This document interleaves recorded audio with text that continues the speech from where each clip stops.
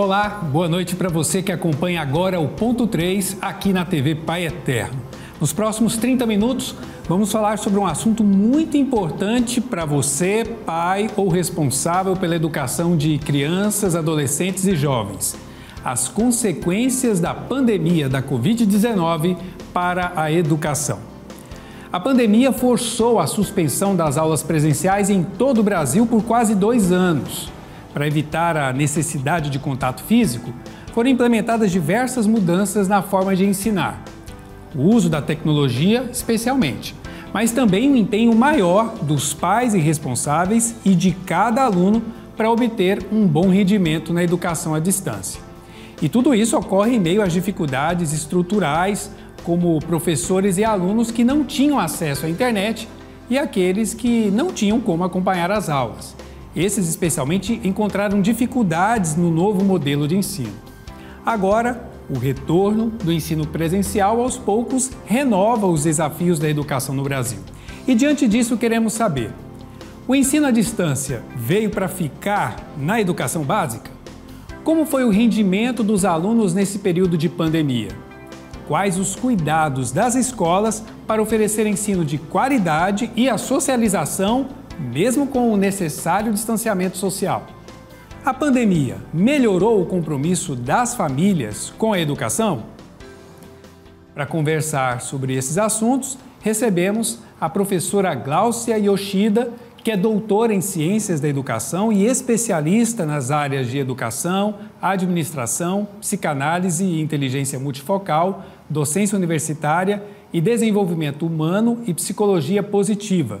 Atua também como coordenadora de pós-graduação e professora da Faculdade Universo em Goiânia. Boa noite, professora Gláucia. Boa noite, irmão Diego.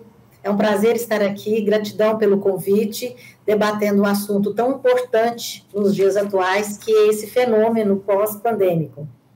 Exatamente, a educação nesse contexto, e também conosco, conectado, o padre Sérgio Eduardo Mairuti, conselheiro suplente do Conselho Superior da ANEC, Associação Nacional das Escolas Católicas, e diretor da Unicinos, em São Leopoldo, no Rio Grande do Sul. Boa noite, padre Sérgio. Boa noite, irmão Diego, um prazer estar aqui. No caso, houve uma mudança. Eu era diretor de graduação da Unicinos e recentemente eu tomei posse como reitor da universidade, né? E também, sim, sou do Conselho Superior da ANEC. É um prazer estar aqui com vocês e conversar sobre esse tema tão importante. Então, reitor da Universidade do Vale do Rio dos Sinos, em São Leopoldo, no Rio Grande do Sul. E eu começo, então, ouvindo a professora Gláucia, porque a gente sabe que a pandemia afetou a todos, afetou a todas as áreas da vida humana, né? Afetou a forma como as pessoas vivem a fé, como as pessoas se relacionam em família, o lazer e, claro, também a educação. Então, eu queria que, de forma assim resumida, a senhora dissesse como foi para a educação adaptar-se aos limites que a pandemia impôs para o seu trabalho. Maravilha. Pode parecer perigoso ou até mesmo ousado da minha parte falar sobre os ganhos que nós tivemos com esse momento. Nós vivíamos aí, historicamente falando, uma tentativa de transição, né, de uma educação 3.0 para uma educação 4.0. O que o advento da pandemia nos trouxe? Uma aceleração desse processo. Tivemos perdas? Muitas. Como você bem disse, nós mudamos os nossos relacionamentos, a nossa forma de relacionar, tanto na escola, como nas famílias, como na nossa vida social. O mundo realmente mudou. De verdade, nós vivemos com essa pandemia, né, já vai aí para 2 anos, né? Um momento de mudanças bruscas. E o que acontece? Na educação, fomos obrigados a acelerar, a apresentar rapidamente respostas para poder atender algo que não poderia parar, né, que era a educação das nossas crianças, adultos, etc. Mas o interessante é que esse 4.0 que a senhora diz, parece que já era uma realidade no ensino superior. Na educação básica foi uma grande novidade. Sim, na educação básica, sim, mas na educação superior já era prometida, ensaiada, e o que aconteceu foi a aceleração. Por exemplo, eu sou professora universitária em uma instituição há 22 anos, e nós tínhamos toda a estrutura para poder ter o ensino remoto, já tínhamos a educação à distância, no modelo antigo, né? EAD era uma educação que sempre existiu, mas havia realmente um distanciamento entre estudante e professor. Agora não, nós precisamos falar de uma educação, nem está se falando em educação à distância, né? Vamos falar de educação digital, vamos falar de outras modalidades, né, de intervenção, onde o que é importante é a participação efetiva do estudante se relacionando entre colegas e também com o docente. Exatamente. Até fazer aqui uma explicação, talvez o público não está acostumado com essa linguagem. Quando nós falamos de educação básica, estamos falando da educação infantil, do ensino fundamental e do ensino médio, né? Que é o período da escola. Passou para a universidade e ensino superior.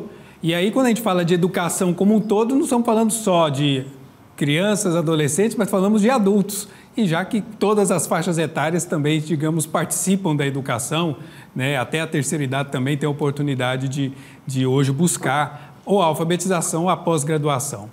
Padre Sérgio, agora, como é que para os pais ou para os responsáveis foi ter que conviver com essa realidade da educação à distância, sabendo que também eles estavam ali no trabalho remoto, trabalhando em casa e tendo que acompanhar a educação dos filhos? Como é que foi, do nada, agora ter que dar essa atenção mais próxima à educação? Sem dúvida, foi também um grande aprendizado, né, irmão Diego? Eles aprenderam.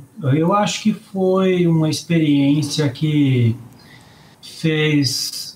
nos colocou numa realidade de que não é tão simples o processo de escolarização da criança, o acompanhamento. Esse tempo também revelou a importância do professor. Muitos pais, com facilidade, acolhiam aquele argumento de que eu posso educar o meu filho em casa, até tem esse movimento do homeschooling, e que a igreja e a ANEC têm se colocado contrário, né? Porque havia essa ingênua percepção de que o acompanhamento do aluno, do filho, poderia ser feito em casa, pelos próprios pais. Aí veio a pandemia, e aí no exercício, nessa experiência, se aprendeu que não é assim, que é preciso organizar o tempo da criança, é preciso ajudar a criança a se disciplinar no processo do aprendizado, e ali os pais viram, poxa, como é importante o papel da professora, como faz falta, por um lado. Por outro lado, também a criança, e inclusive os alunos do ensino superior, eu digo aqui pela nossa universidade, a motivação que os fazia querer voltar era poder conversar com o professor no ensino superior. E muito mais ainda na educação básica. Eu acho que essa experiência ensinou aos pais sobre o papel do professor no processo de aprendizagem da criança. É também de se considerar que também para os pais e para as crianças muito foi oportunizado de retomar o vínculo, o diálogo, o acompanhamento dos filhos, e se constituiu num prazer também. Apesar da dor e do sofrimento de toda a pandemia, a experiência também de ficar em casa foi oportunidade para refazer vínculos importantes familiares, que também são importantes no processo da escolarização da criança.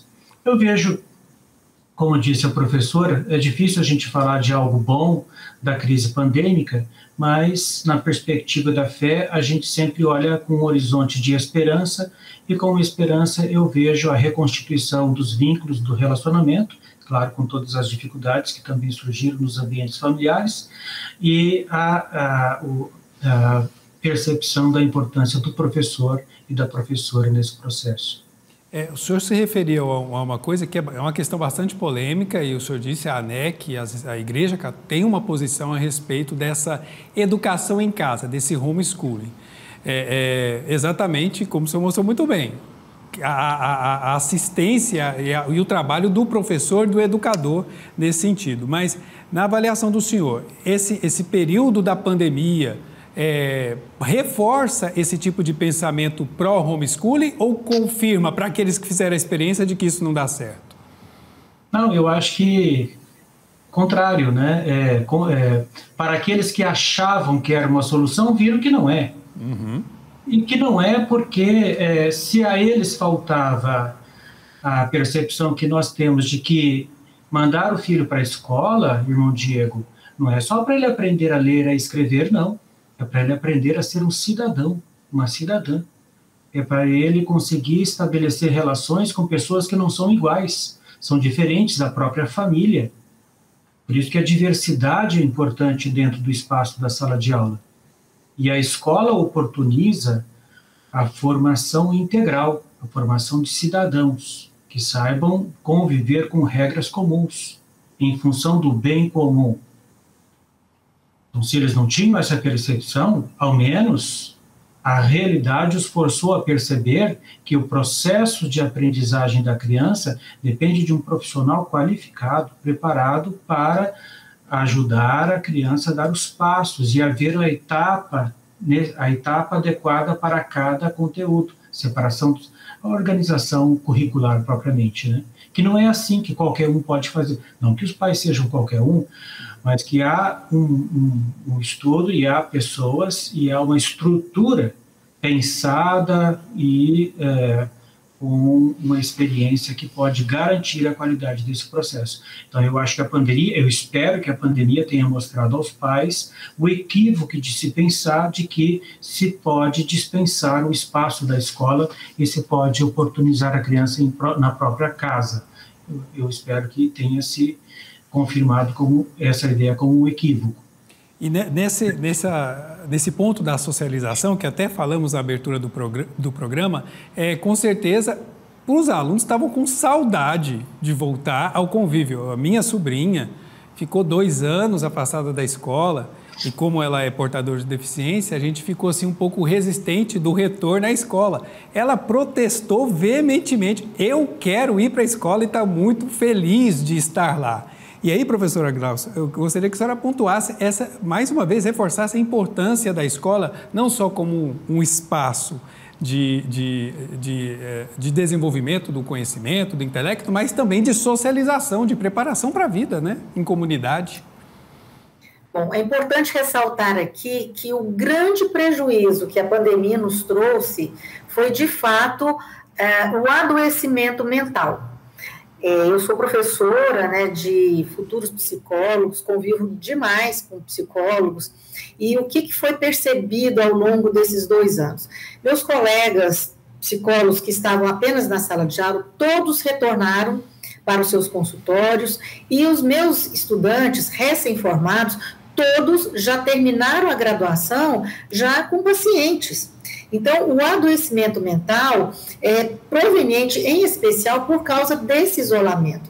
O ser humano, por natureza, ele precisa desse contato físico, dessa comunicação, desses relacionamentos, como o padre bem colocou, e o homeschooling não vai trazer isso. A convivência familiar, ela é importante, sim, ela é o começo dessa trajetória, mas é lá na escola, e nós não vamos falar sobre educação básica, não, estou falando de gente grande, gente adulta, muito adoecida, justamente por causa desse período. É triste, eu passo pela universidade onde eu trabalho, está lá como se fosse um mausoléu abandonado, porque escola sem alunos é sem vida, é triste. Então, mesmo que está havendo por trás uma estrutura trabalhando, e nós trabalhamos muito, o fato de termos entrado nesse modelo remoto fez com que toda a estrutura administrativa das escolas e instituições de ensino trabalhasse triplicado. Né? Então, nós tivemos aí que nos adaptar muito rapidamente, e o exercício, né, da docência, das atividades administrativas, ele é muito maior. Então, houve realmente essa perda, bem colocado pelo padre, esse exercício de tentar a atividade docente em casa só veio para reforçar que não. Nós, pais, devemos ser em casa pais, Na escola, nós temos profissionais habilitados que haverão de instruí-los devidamente, porque, afinal de contas, para ser professor, nós temos aí uma longa carreira de preparo. Então, hoje no Brasil, nós estamos aí com mais de 2 milhões de crianças que não foram alfabetizadas nesse período. Ou seja, fica claro que o pai, por mais que tenha que dar suporte, e tem mesmo, ele não está habilitado a criar aí condições favoráveis para essa aprendizagem significativa e efetiva. Mas agora eu pergunto para a senhora, professora Glaucia, a senhora deu um dado muito importante. São 2 milhões de pessoas, de crianças, adolescentes, que deviam ter sido alfabetizados e a pandemia atrapalhou esse processo. Como é que a rede de educação pública e privada está, digamos, vou usar uma expressão perigosa, correndo atrás desse prejuízo ou como recuperar esse atraso no desenvolvimento na educação dessas crianças? Bom, por um lado, nós temos algo que é inerente ao desenvolvimento de uma criança, que é a adaptação. A criança, ela tem uma facilidade muito diferente do adulto de se adaptar. Então, vamos falar do correr atrás do prejuízo. Nós temos, sim, condições para poder acelerar esse processo em escolas, e aí vai demandar de todo um programa de políticas, né, institucionais, políticas públicas, de fazer aí acontecer. Capacitação docente, força-tarefa, remuneração. Por quê? Porque vai ter que aí correr mesmo atrás desse prejuízo. Mas eu não acredito que a gente não vai conseguir. Eu acredito na escola, assim como o padre falou aí, do nosso movimento de fé, de esperança, de força-tarefa, para poder fazermos isso. Comunidade, escola, pais, profissionais, todos empenhados nessa tarefa. E vamos conseguir. Agora, Padre Sérgio, esse novo ritmo de ensino, ele exige da parte da família e do aluno uma autonomia, uma maior responsabilidade para poder alcançar o seu objetivo educacional, né? Porque se a gente aumenta a responsabilidade do aluno de estudar em casa e de acompanhar as aulas, que sejam elas transmitidas ao vivo ou gravadas, enfim, exige uma autonomia e uma responsabilidade. Os alunos estão conscientes disso e estão respondendo a essa demanda de agora é você que tem que assistir a aula, não é o professor que vai atrás de você? Veja, a autonomia é uma categoria importantíssima para a educação. Eu acredito que a criança ela vá crescendo na autonomia, o professor pode ajudá-lo e o currículo também, a que ele tenha autonomia de todos os processos, é isso que a gente quer. Por isso, na educação básica, especialmente no Fundamental 1, as professoras elas sabem utilizar e escolher a didática adequada para que a criança possa crescer na autonomia. Quanto mais jovem, mais ela precisa ser ajudada. Espera-se que o desenvolvimento da criança, do adolescente, vá fazendo com que ele chegue na universidade apto, não é, a ser pesquisador, ou no ensino médio, a fazer escolhas importantes.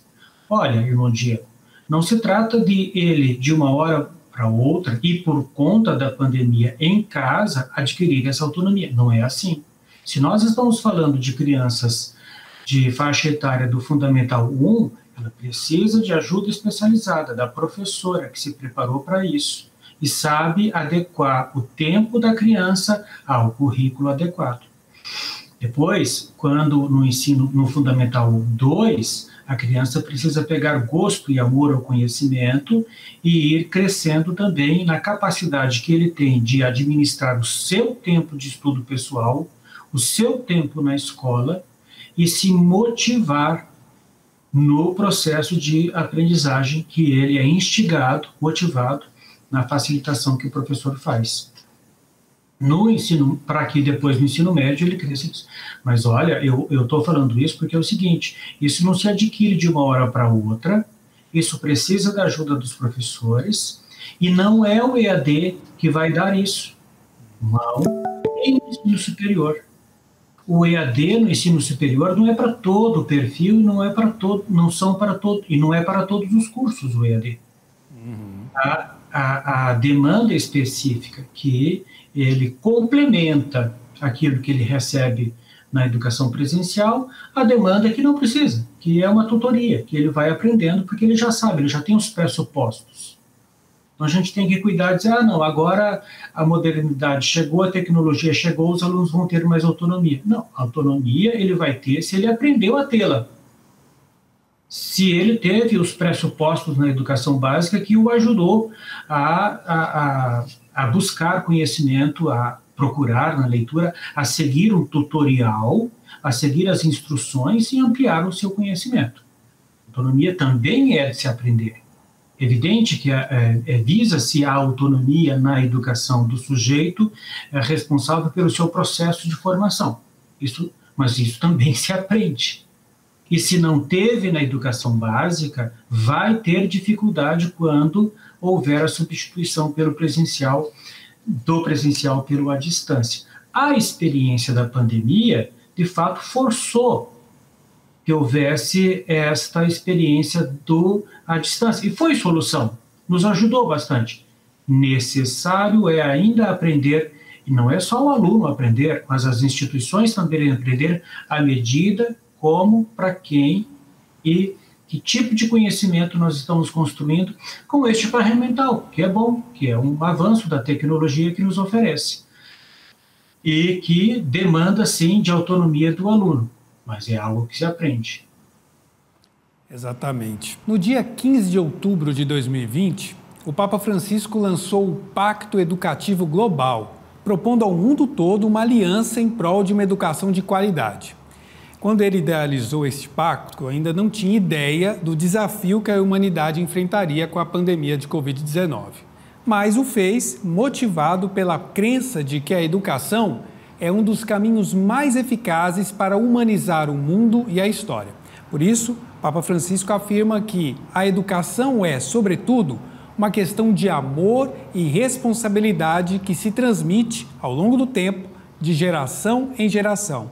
Por conseguinte, a educação apresenta-se como um antídoto natural à cultura individualista. Eu agradeço, então. O tempo é sempre curto para a gente falar de todos os assuntos, mas pelo menos desperta a atenção do nosso público para este assunto. Então, agradeço a participação da professora Glaucia Yoshida, doutora em Ciências da Educação. Obrigado pela participação. Uma boa noite. Boa noite. Muito obrigada. Obrigado também ao padre Sérgio Eduardo Mairuti, que é o reitor da Unicinos, a Universidade do Vale do Rio dos Sinos, lá em São Leopoldo, no Rio Grande do Sul. Obrigado pela participação, uma boa noite. Boa noite, professor Yoshida, irmão Diego, a todos que nos assistem. Muito obrigado pela participação de vocês e obrigado a você que acompanhou nossa conversa aqui na TV Pai Eterno. Até a semana que vem.